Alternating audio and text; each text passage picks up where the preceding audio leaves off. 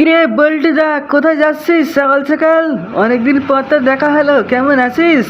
জন্য তোদের সঙ্গে দেখা করতে পারি না রে, অনেক কাজে ব্যস্ত থাকি সব সময়। এই নান্টু, বল্টু দাদের কদিন আগে বিয়ে করেছে রে, সেটা তোকে বলেনি?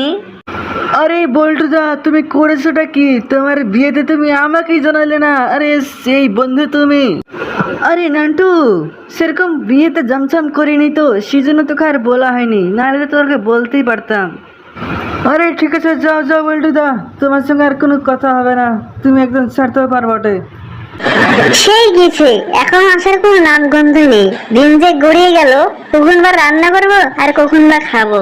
কই গিন্নি, দরজাটা খোলো। সেই গিয়েছে তুমি, বেলা গড়িয়ে গেল, কখন বা রান্না করবো। এদিকে যে আমার খিদেতে পেট জ্বলে গেল, তাতে তো আর কোনো লক্ষ্য নেই। কি করবে বলো গিন্নি, বন্ধুদের সঙ্গে কথা বলতে যে দেরি হয়ে গেল। হ্যাঁ, তোমার কাছে তোমার বন্ধুই তো আগে।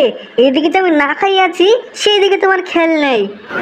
আরে গিন্নি, আর হবে না আর হবে না, এবার করে মতন সবুর করো। এই তো সবুর করতে করতে তো আমার জীবনটা গেল, সেই সকাল থেকে বসে আছি না খেয়ে। ঠিক আছে গিন্নি, তুমি খাবারটা রেডি করো, আমি হাত পা ধুয়ে একটু বিছানায় গড়ে মারি।